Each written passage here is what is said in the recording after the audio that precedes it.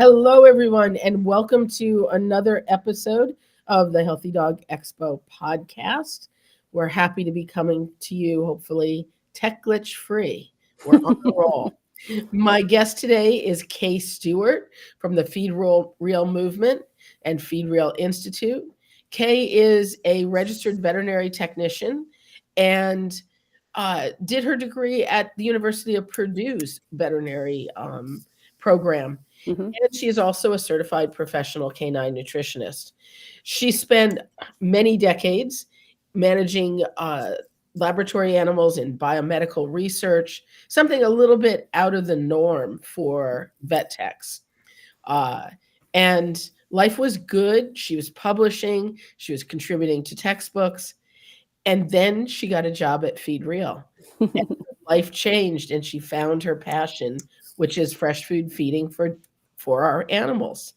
So Kay, welcome. I can't wait. I've been looking forward to this conversation. And how are you today? Doing great. Doing great. I I understand love, you've been busy yes, very, very busy between work and home and and you home just life. moved into a beautiful new home that you're Yes. unpacking. I'm unpacking boxes, working full time, traveling for work. So, yeah. Wow. Yeah. Wow. Well, I really appreciate you giving us your time when it's so limited. No. So why don't we just dive right in? You're kind of a key person at the Feed Real Institute with the offerings there. Do you Mhm. want to explain for our people that are listening what Feed Real Institute is? Absolutely. So the Feed Real Institute is the educational arm of Real Dog Box. Real Dog Box is a monthly subscription for all natural treats and chews. And we realize that we also need to educate people as to why you need that all natural treat and chew, and then expand it even further into feeding fresh food. And that can be raw or gently cooked. And so the Feed Real Institute was created and started out with a website that had a lot of good articles. When I was hired on, they wanted to create a course, or actually a lot of learning materials, not only for our staff, but for dog parents. We realized right away with all the learning materials we were producing, we should include dog parents. And then as we got into this, I said, the people we really need to reach with this is a veterinary professional.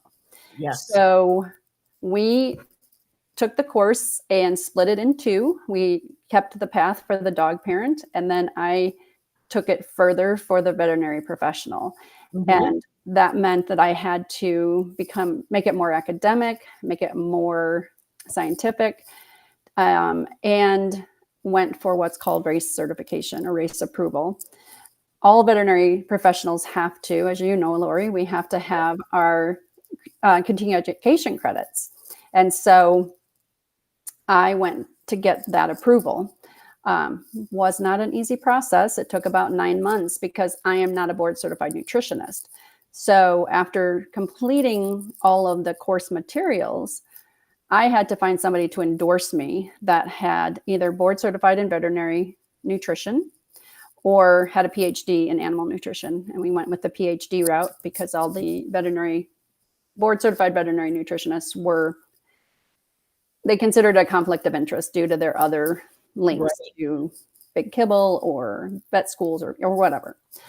But after 9 months, I was finally able to find the right two people, and they endorsed me, and we got RACE approval. So I'm now a RACE approved speaker and presenter and educator for canine nutrition. And so veterinary professionals with our professional course can get 10 CEs for that, which is about half of what they need in their 2-year period, at least for most states that I've looked into. So that's huge. It gives them incentive to learn it. And it also gives us authenticity. I mean, people realize if I had to get RACE approved, then what I'm saying is Mhm. actually, legitimate. Right, right. I'm going to ask my audience here. I don't know that my comments chat role is working. Can Okay. you pop in where you're watching from in the comments, guys? and I don't see my team members, but I do see people. Mine either. So yeah, your people aren't there. No. Um, I think I jinxed us with the. Oh, there somebody's coming on. Okay, good. Oh, you are there? Somebody came up. He's here. Yeah, Deb from Yeah, New Jersey. thank you. Yay. Okay, now I can see my comments. Great. Yes. I Great. couldn't even comment myself, and it's like, wait a second, it's my. Yeah. All right. Okay, and right on cue, my phone goes off. Make sure that mine's off. Now that you say My that. watch, but yeah, somebody who wants. Lately, I've been getting calls. You've been approved for $150,000 loan. Just what you need, right? Your application, it's like, yeah, I don't remember filling that out. But, oh well. Anyway, so yes, that course, and the website is feedreal.com, correct? Correct. And we just finished an upgrade and it looks amazing. I went on to it this morning and I'm like, whoa, this is amazing. It's totally upgraded. Very exciting graphics. Yeah. And so all of our materials. So one of the things I've been tasked to do is upgrade and update every article that was on there, even before I started. And so I have 2 left that I'm finishing up. Oh, that's awesome. And then, in the meantime, working on courses and updating courses. Like, that's the exciting thing with our course, the dog parent and the professional course. They are dynamic. We are constantly adding to them. They're not a static course. People ask us, why don't you do videos? Because you can't really alter videos and update them as easily. So I go in and update anytime I get new information, find a new article. Everything I've written is based on peer-reviewed science. And so if I find a new article that has some interesting information, like I just came across one about taurine being deficient in some dogs that have cystine bladder stones. And I hadn't seen that before. So going back to that article and adding that information. And so I'm constantly updating not only the articles on the FeedReal site, but also the course. That's excellent, because things change so quickly. And, we get so much new information, literally every day. So what are some of the hot topics that you deal with in the course? I think, we were just at a huge veterinary conference last week in Las Vegas, the biggest one I think they consider it in the United States, the Western Veterinary Conference. Right. 15,000 attendees. So talking to those conventional veterinarians gives me a feel for what the concerns are. Their biggest concern is that clients aren't doing it correctly. And that's our biggest concern. That's why we wrote the courses. That's why we have all this information. There's so much information online about raw feeding and fresh feeding. And so we wanted to bring it all together and put it into a concise, easy to consume, and easy to implement course. And so I get it. I'm talking to them and they're like, fresh feeding to my clients means they're throwing chicken and rice in the bowl. And I'm like, yeah, that's not right. We can't have them doing that. We get that. Or the frozen peas, carrots, right, and green beans. We had another one that said that they brought a cat in that all they had fed it was fish and thought that that's all the cat needed. And the cat was, emaciated and in a terrible shape. So yes, I get that. That is not what we're advocating. Right. And so that's why on the FeedReal site, the FeedReal calculator is the easiest way to set up your bowl for any type of raw feeding model that you want to use, the prey model raw, the barf model, or the ancestral diet, which is what we recommend because of the component with fish. So that's a big, big thing. We want to make sure that dog parents are doing it correctly. Because if you are just throwing a little bit of fresh food in a bowl and considering it good, you're going to cause more harm than actually feeding kibble. You are. And it's really funny you say that and limit it to fresh food, because years ago there was an article published in the Journal of the AVMA about how awful, basically that was kind of the slant they took, right, how awful Honest Kitchen base mixes were, and that people had fed them and that the dogs suffered maladies because of that. Well, the people were just feeding the base mix. They Right. weren't adding the protein. Exactly. Like, wait a second. So when does a company become liable for the stupidity of the people who happen to buy their product? Yeah. I mean, it very, very clearly says on Honest Kitchens, Yes. Dr. Harvey's, and anybody else who makes a base mix, Hmm. you add this much meat. Right. Some say you add this much oil or fat. So you can screw up a commercial diet just as well as a DIY. Absolutely. And having, like I said, with the feed rail calculator, having that available to anyone, you don't have to pay for it. It gives them the guideline to what needs to be in that bowl. And that's raw meaty bones. We highly advocate for raw meaty bones. And the veterinarians don't like that. They're like, Yeah. I've helped dogs with broken teeth. I've taken them out of their intestines. And I'm like, no, but these are raw meaty They're edible dietary bones. We're not talking about femurs of Yeah. cows. We're talking about chicken bones and, Duck neck. rabbit bones and Yeah. duck necks and turkey necks. Yeah. And so, we really advocate for that. The muscle meat and variety of muscle meat that is coming from good animals. So Yeah. the food you feed your dog is only as good as the food that Yeah. animal ate. Right. Yeah. Why don't we dive into a little bit of a discussion of the differences Okay. we might see with, mediocre quality meats versus the gold standard? Yeah. And so, we get that not everybody eats organic meat. And, even though we really encourage it, organic pasture raised is the best. And there's for a lot of reasons. One of the things we really stress to people is remember how short your dog's life is, how small their liver and kidneys are. They're detoxifying organs. And so you want to put as clean of food in there as possible Right. to keep their body from having to overwork. So they can concentrate on normal stuff too. And so pasture raised animals are going to have, their meat is going to be a lot leaner. It's going to have more of the trace minerals in it because they're actually eating the grass off the ground. And it's going to have more omega-3 fatty acids, which is huge for dogs that have itchy skin. You want to have a high level of omega-3s rather than too high of omega-6. Vitamin E, zinc, there's just a lot of those very important nutrients are in that meat. And it's just much higher quality. You're not going to have the unhealthy fats in there. You're not going to have any of the injectables that they give in feedlot operations. You're not going to growth factor. You're not going to have antibiotics, those kind of things. Well, and you're not going to be eating so many, I'm going to say carbs for lack, but so much grains, Yes. so much corn, things that cause those cattle to, hit a mature weight or a slaughter weight much faster. Right. But it's in fat. It's not in healthy fat. Right. Exactly. Not in omega-3s. It's high omega-6. And I think one thing to think about, because everybody here is really concerned about their animals, is the concern for the animals that we're consuming, those animals that are in feedlots. It's a horrible life. The pasture-raised animals have a much better life. And so even like stress levels are down. Really.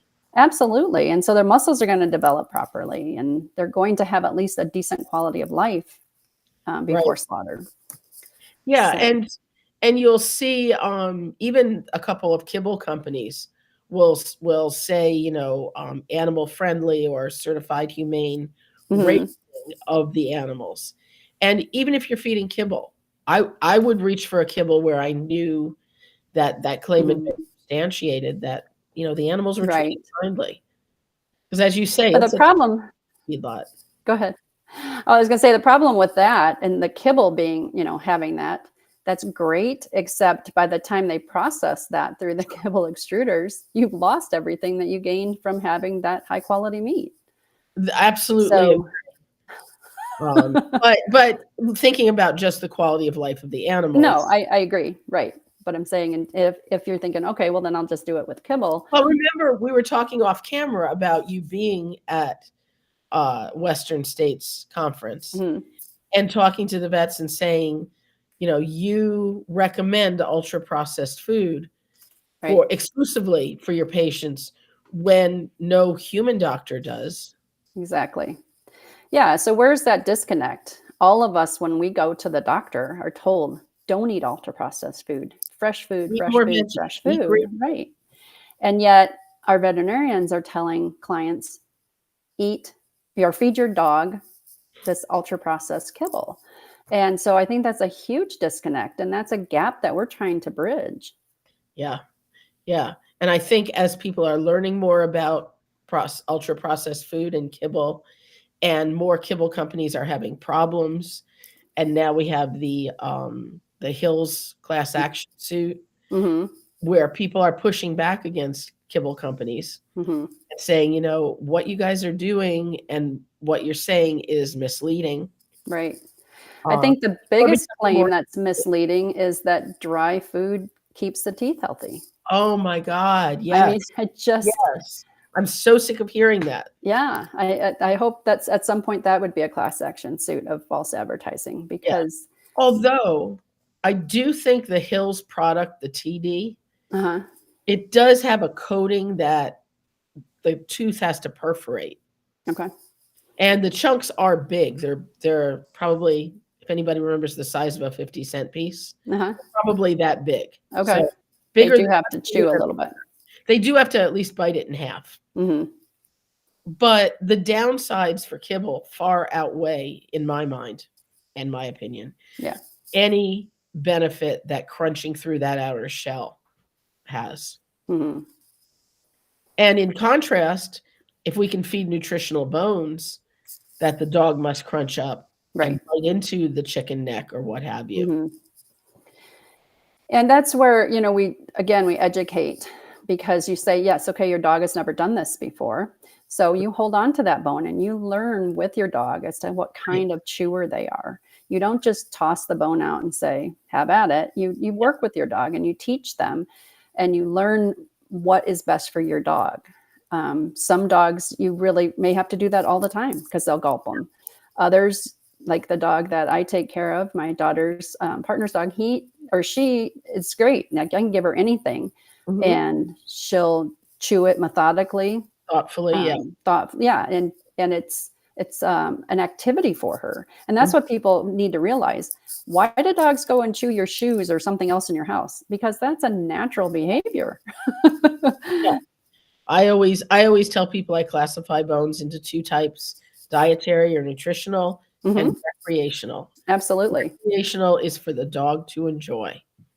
And those are the ones you really have to watch. You can't And just carefully. Yeah, you give them a femur bone and you let them get the raw material off the outside of it. You let them clear that bone marrow out, and then you take it away. You can use it for bone broth or whatever, but you don't let them sit there and gnaw on it because that's where they can get a broken tooth or, some kind of. I use a lot of beef ribs, Mm-hmm.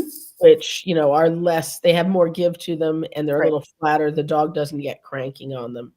Yeah. But it all depends on your individual dog. And that's the key is that you are feeding the dog in front of you. Yeah. Every time. And so what works for your neighbor's dog or your friend's dog may not work for yours. And then you have to readjust and figure out what works for your dog. And that takes, it takes some patience sometimes. Like when I first transitioned to Kona, she wouldn't touch raw. And and I lightly seared everything. And within 2 weeks, she's like, "Oh, you don't need to bother with that." Yeah. So, yeah. And there's often an acclimation phase, Right. or, they won't touch certain proteins, or I think of my dogs, and someone gave me some whole sardines. So they were about 6 inches long, whole fish, nice. And so I was, before I ordered a case of these, I said, let me just try and see how everybody is with them. And so I put it on the top of their regular meal. My dogs have eaten raw for now, 4 generations. So, it's raw is not a foreign concept. Right. Well, one of them delicately picked the fish up and placed it outside the bowl and looked at it with such disdain in his eyes. The Trinket bit it in half and spit it out. with again a disgusted sound. Yeah. And they were just like, sorry, this doesn't work for us. Yeah. Now, if I took sardines from a tin, they were fine with it, Mm, that's interesting. and Mhm. water. But they're much smaller. These were 6 inches. Right. What do you get? 3 inches. So, and probably also a little different texture, maybe a little Right. different smell because they're packed in water.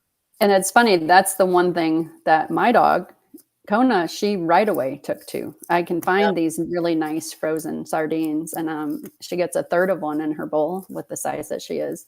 sure. And from day one, that's she would take raw, no problem. So Yeah. it really is. You have no idea until you start working with your dog. She won't touch anything green. She would other than cucumbers, but that's Yeah. more of a fruit than a vegetable. Yeah. So you got to work with your dog. Yeah. And I never had problems with green things. I always think of my puppy Prank. He used to come to the office with me, and every Friday we ordered Chinese. And we got the most amazing. They had steamed chicken with snow peas with Mm-hmm. ginger garlic sauce on the side. Highly recommend it. And Prank would eat the Chinese vegetables, whether they were Oh my gosh. carrots or roots, right off the fork. Hmm. Give the boy a snow pea. He was a happy man. Yeah. And Anything green for Kona. think of it. Yeah. No, it really is funny. Um, so before we leave the fish topic, Mm-hmm. no, we were going to discuss the concept of whole fish versus supplementing with fish oil. Right. Kind of Mm-hmm. touched on omega-3s from the Yeah. So animals. that's why we advocate for the ancestral diet, because it does contain the fish. Yes. But if you have a dog that refuses to eat fish, then you have some other alternatives, and there are some other alternatives for omega-3s. Mhm. Some of the seeds and nuts have some in it. Using the pasture-raised organic animals, that meat's going to have a lot more omega-3. And then there's fish oil. And people ask, well, what about fish oil? A couple things to keep in mind. As soon as that bottle is open, that oil starts to oxidize. Right. And so that's the biggest concern. Sourcing is a big concern. Like, where are they getting the fish from? Because you don't want fish that have been in the ocean for a long time and have higher mercury levels and, other toxins. Yes. Is it sustainably, being manufactured? And we recommend if you're going to get them in those little gel caps, because that's going to hold that oil and prevent it from oxidizing. And if your dog won't take the whole capsule, you can puncture those and break them into the bowl, and that way you're not worried about oxidizing and rancid oils, Mm-hmm. and that works out well too. Those little pumps of oil, as soon as you start pumping that, every time it fills back up, you're introducing air into that bottle, and it's just causing a lot of oxidation. It's just going rancid. Yeah. So if you are going to use a liquid, number one, get a small bottle so Very you small. burn through it too fast, or you burn through it quickly. Right. And keep it in your refrigerator. Yes. So slow down the process. In a dark place. Yeah. That refrigerator is great because it's cold and it's dark. Yeah. And I'm very small bottle. I'm a glass bottle person. Oh, absolutely. Mm-hmm. Good fish oil, I'm told, will melt through like a styrofoam cup. Yep. I think Rodney did it on a video. That sounds like something he'd do. But real fish oil is almost a solvent. Mm-hmm. And that's why it would melt through a cup. Right. If you guys are out there, I'm not seeing a whole lot of comments. So, if you're just listening, hey, that's great. But if I'm not responding to a question, it's because I haven't seen it. So please feel free to put it in again. Right. Has your team become visible yet? That's what I'm going to see if they're in there.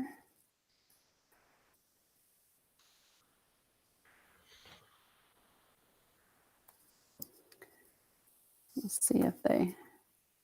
Yeah. Because I thought we got a good number of people on. Yeah. Normally you do. Yeah. Yeah. So, I think people are very aware of how important omega-3s are. I think a lot more so. More than remember. I think it's almost, and even veterinarians are on board. Mhm. Gosh, I remember being back in the day when it was Derm Caps was the first omega-3 Mm. supplement we had. That's a long time ago. You think? Yeah. I We're remember them too. we're about in the same time frame. Yeah, yeah. Um, but, it was a big news flash in veterinary medicine that, um, wow, we can use these omegas and we won't have to use as much pred because that's what we use Right, them. right. And that was great. Oh, thank you, Julie and Linda. Um, it's, it's amazing how Well, and far.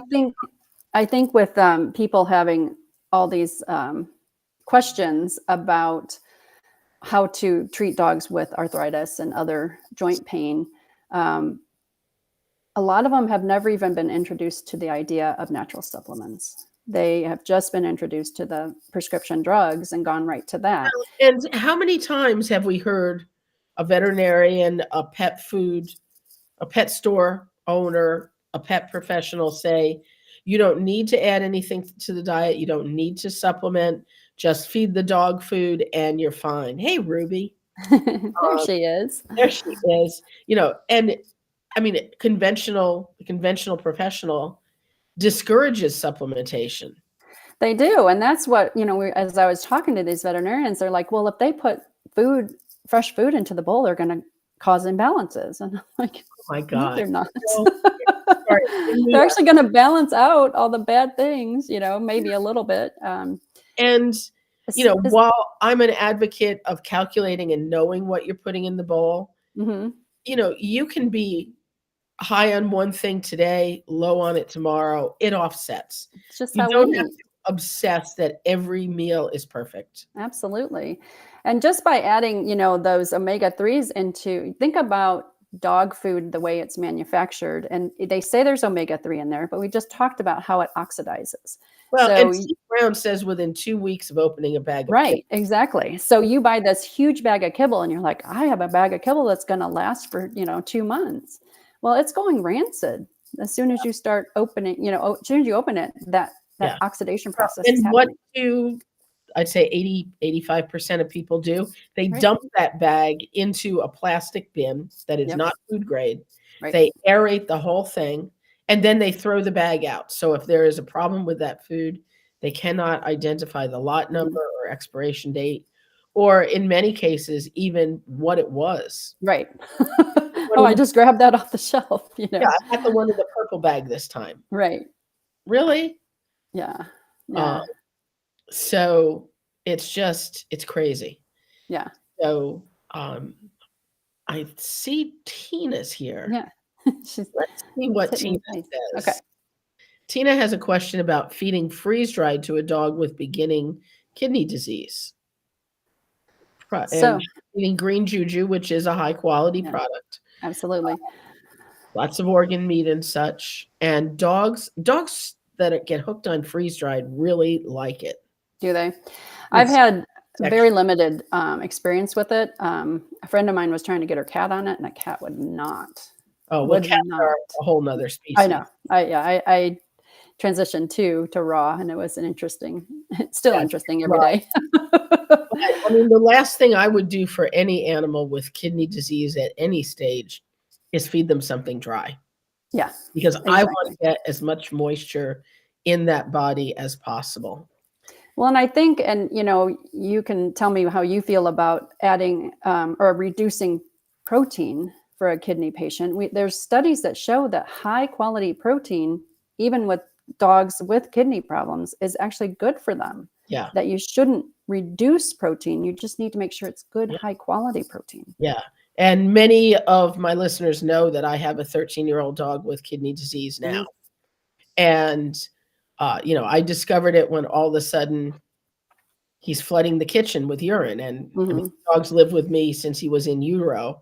That's not who he is. Right. And, doing testing, I realized his BUN was over 60. Mhm. Creatinine, I think, only went to 3.2 or so, but he was clinical. And, Mhm. certainly I had been feeding a higher level of protein-focused diet. And I did restrict his protein, Mhm. and up his carbs, up his fat.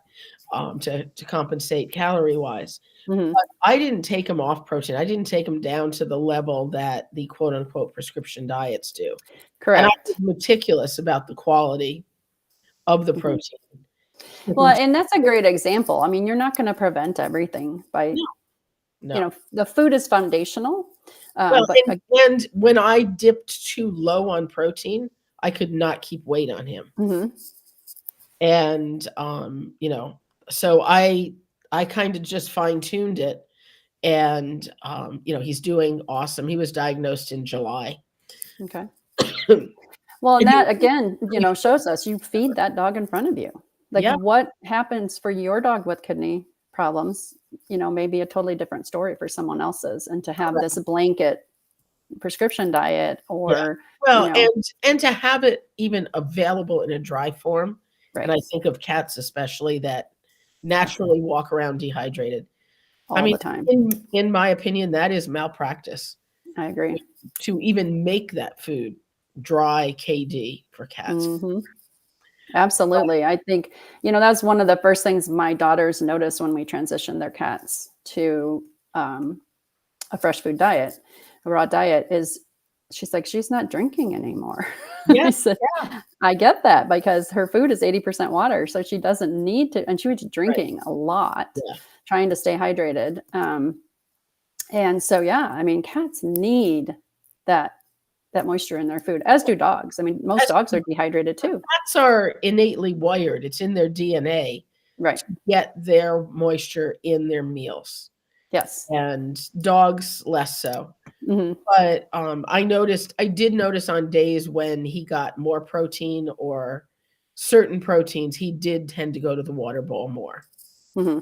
But his blood values have stabilized, and I always give credit to Dr. Kendra Pope, my friend and integrative Hmm. oncologist, Yeah. who I'm like, Kendra, it's my dog, so you have to manage him.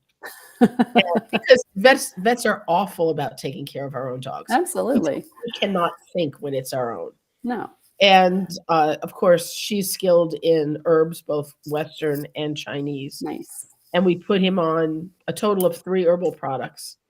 I have to say, within 48 hours, I called her up. I'm like, Ken, he's not drinking more. He's not peeing more. He's happier. That's Like, awesome. yeah, it kicks in that fast. I Yeah. didn't want to tell you. Like, all right. Yeah. Getting the body what it needs. It's amazing how quickly it will Amazing. respond. Yeah. It's amazing.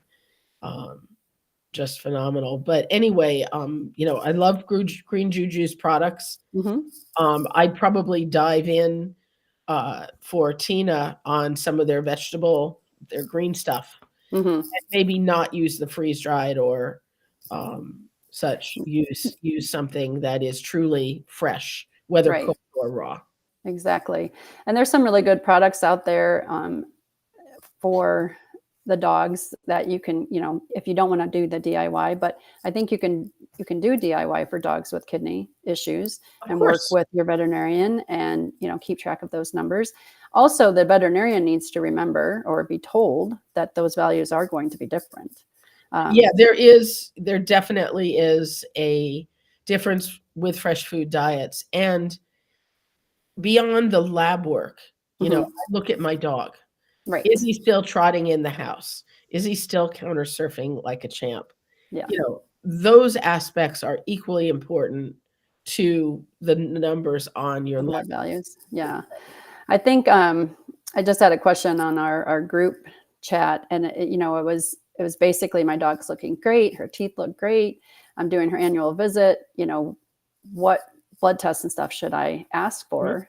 And I said this is a great time to get some good baseline because she Yeah. had just started feeding raw about 6 months ago, and get all those baseline numbers.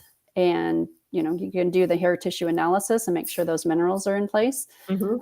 And then just watch that dog. Well, They're going to tell you. I definitely advocate for a vitamin D level on Yeah, these dogs, absolutely. because especially if you're DIYing and Excuse me. don't know the vitamin D content of some of the foods you're feeding. Hmm. Some of these foods, we don't have good data. Yeah. We're relying on old USDA estimates from 1970. And that's what's so hard when you're trying to use those formulators that are out there, and they're telling you how much to add to get that balanced diet. Yeah. The database is old. It's not based on what's out there and available right now. With the exception of the animal diet formulator, which they constantly test.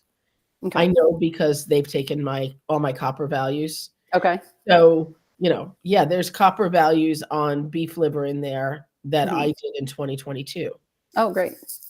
So, those, and there's USDA. And the other thing I like there, Mhm. like, for example, I'm very familiar with the beef liver content. Right. They'll have a dozen different beef liver data sets, and it'll tell you this one's from Arizona, this Mhm. one's pastured, this one's feedlot, this one's Lori's, this one's USDA, and the date. Mhm. Nice. So you can kind of match it to what you're pulling off the shelf at your raw Mhm. co-op or grocery store or whatever. Sure. That's great.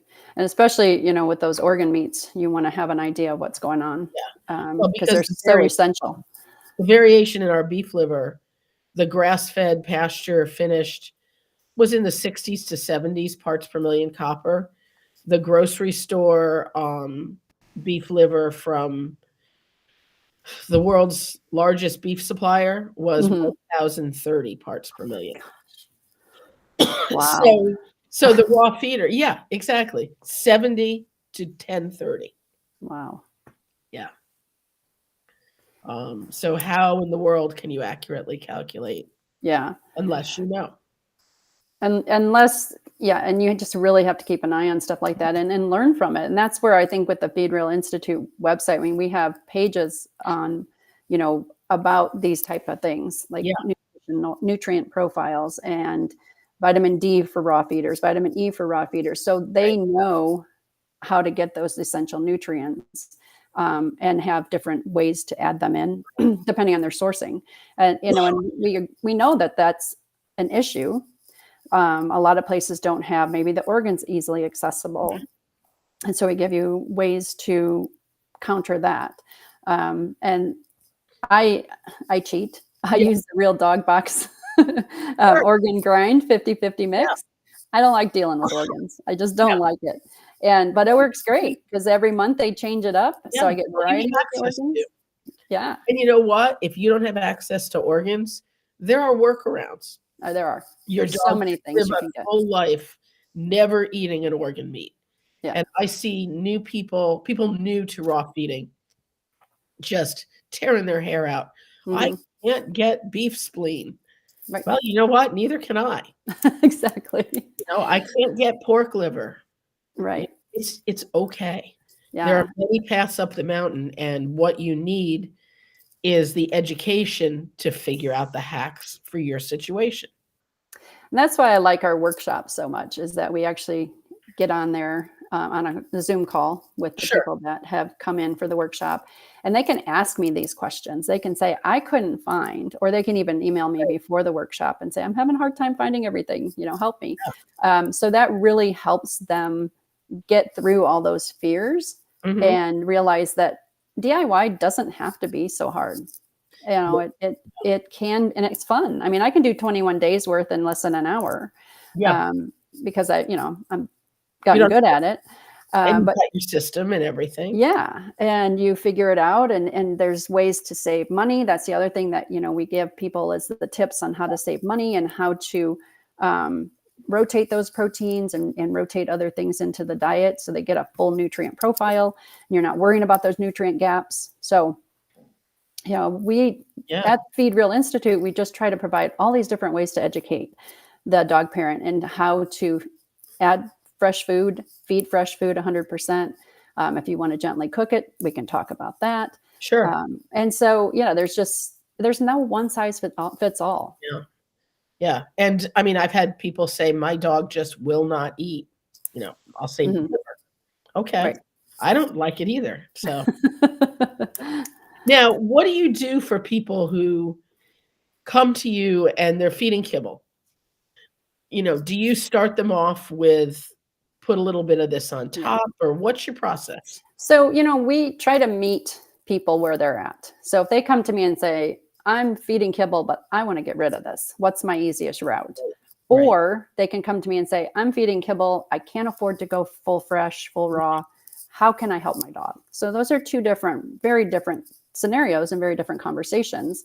So we try to meet people where they're at. No shaming. I'm never going to shame you for feeding kibble to your dog. Yeah.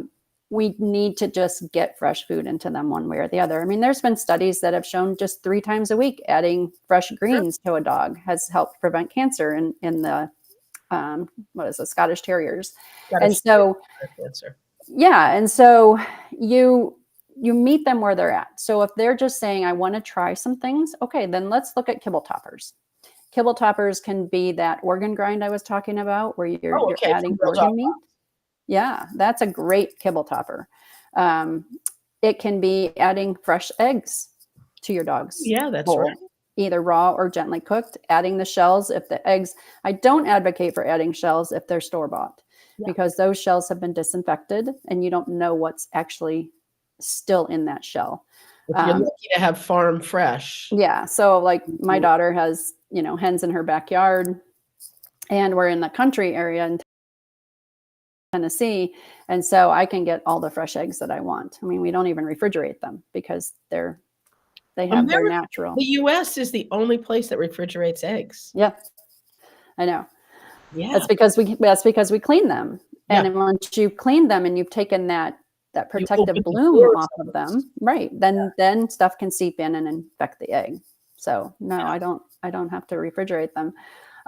So we can feed the shell. If you can actually pull the membrane off that shell. It has all kinds of nutrients, chondroitin and glucosamine in there, and collagen. So we meet them there. So let's try adding egg. Let's try adding, let's say your dog is really itchy. Well, let's try adding small fatty fish to the dog's bowl and see how that helps. Water, sure. Getting moisture in there, bone broth, kefir, like all these different things you can just add to the bowl. And then they'll come back and they'll be like, okay, now my dog's leaving the kibble at the bottom of the bowl. Doesn't want to eat that anymore. Yeah. Then we can talk about transitioning fully. Or I get people, my dog is really excited to eat.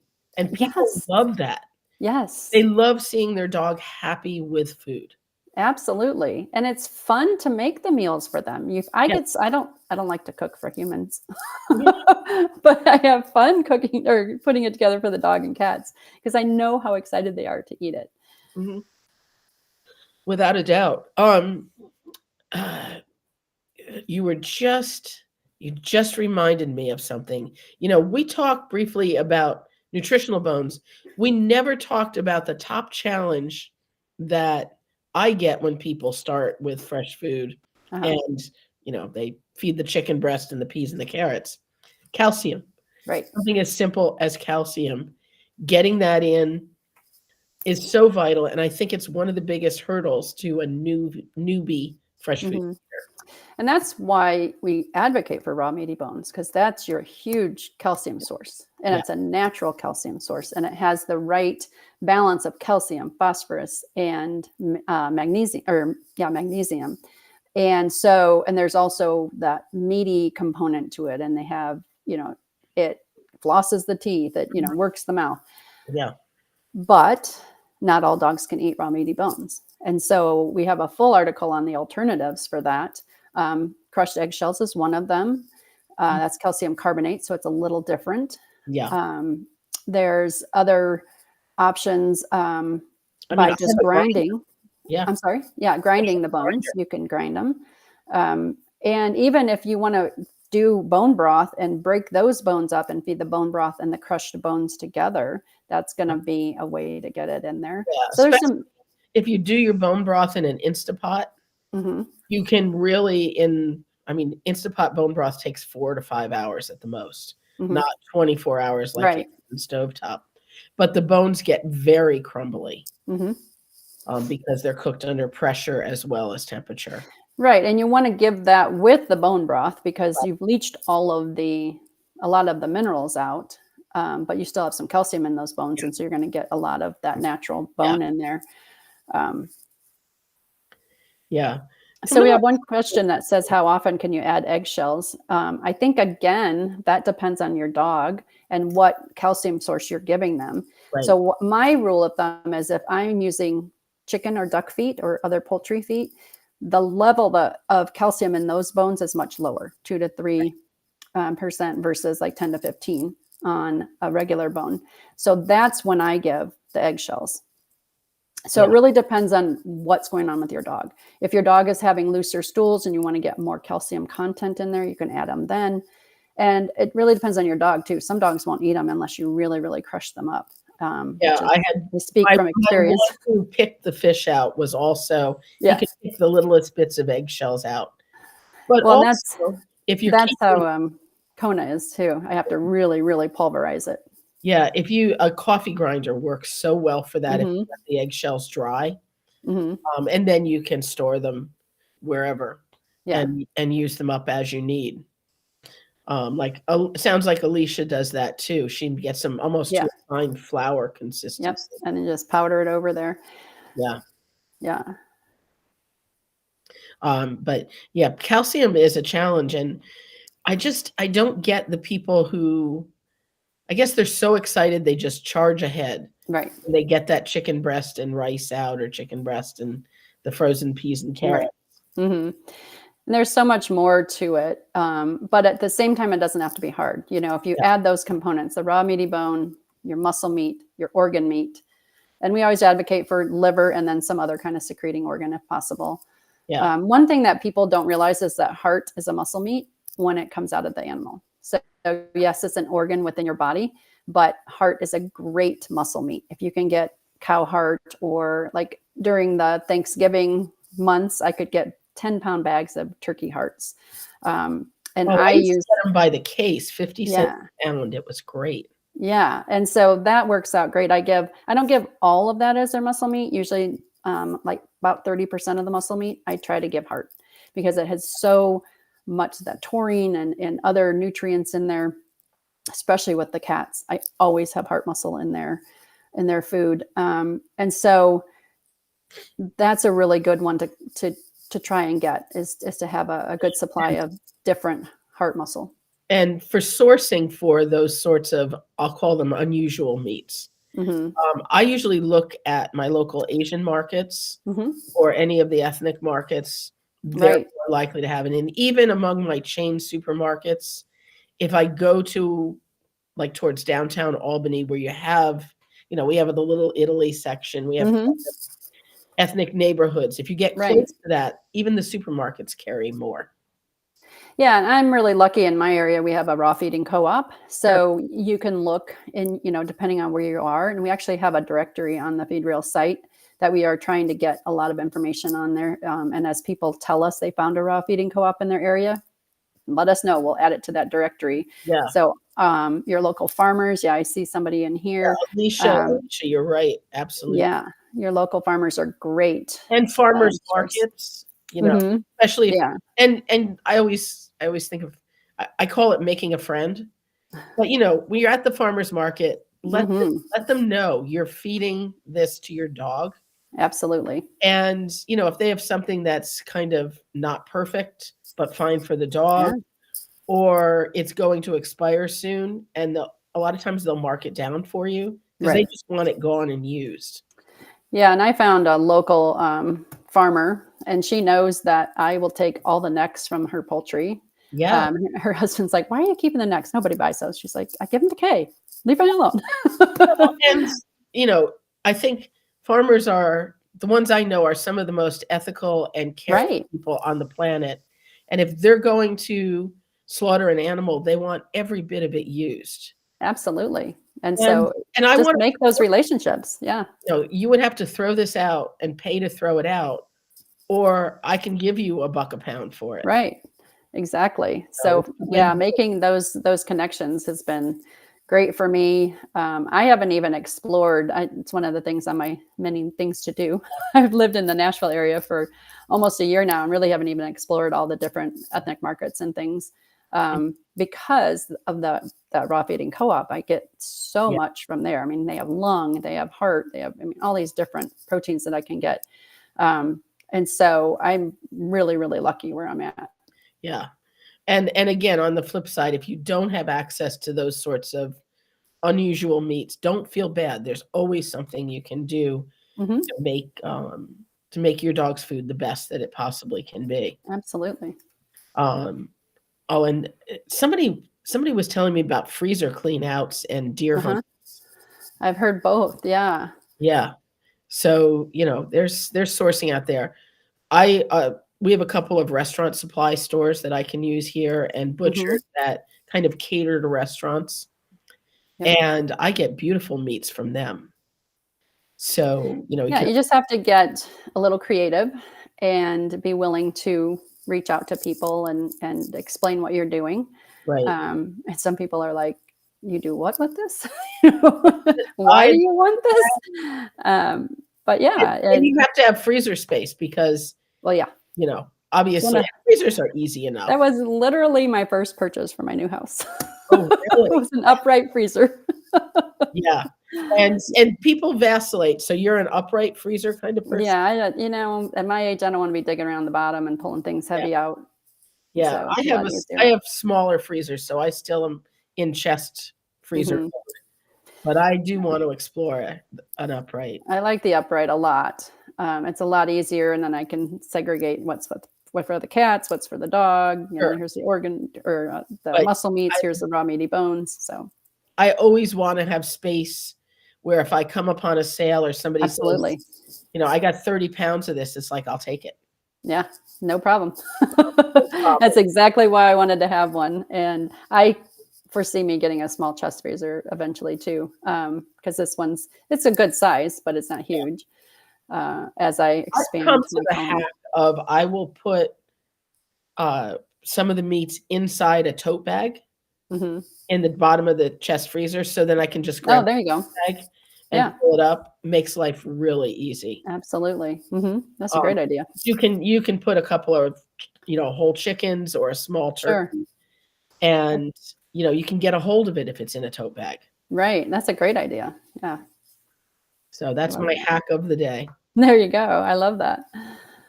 Um, so we're kind of alluding to it with the raw feeding, but you have Uh-huh. any other budget tips with the raw co-op, I should say? Right. Saving money, Um, buying in bulk? Buying in bulk, being able to prep quite a bit at one time, that's going to save you so much time Yeah, and energy. Um, like we said, meeting with people that that these hunters are a great resource. yeah, My daughter shot a deer last year, and after we had it all processed, they gave us this huge bag of extra, cut that sure, didn't get processed into nice, venison steaks and stuff. steaks and roasts. And I had, probably 20 pounds of just small pieces that I used for the cats and dog. And so you can get a lot of things on a budget. You just have to be creative and you have to be willing to do that. Yeah, and your dog has to, obviously, or cat, be accepting and tolerant Right. of it.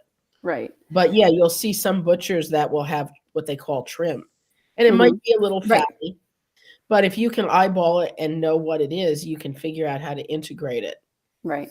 Um, And that's one thing, the co-op that I get, they have a lot of different trim. Like I just got 40 pounds of turkey trim, but okay, it's the best looking turkey meat I've look seen. like Like there was barely any fat. It was just little really, pieces that they'd cut away from, whatever parts. And she loves it. Like it's been great. yeah, It wasn't easy to handle because it was just this 40-pound block block, of frozen. So I had to thaw the whole thing out, yeah, you break have it to do into everything usable else. pieces, and then freeze it back. But again, you have to be willing to do that. But I got that 40-pound block for, I think it was like $80. And Yeah, so $2 a pound. Yeah, yeah, for turkey, that's not bad at all. no. And it's Um, all white meat. I mean, it's yeah, like good turkey. So yeah, you have to find ways that work for you. I question whether I'll do another 40-pound block because it was pretty hard to handle. I yeah. know I'll do it. I know I will, even though I complained. Well, or, you'll just do it at a time when you have the time to devote Right. to Exactly. I did that. We accidentally got, I wanna say it was like chicken breast tenders, and it was supposed to be chicken backs.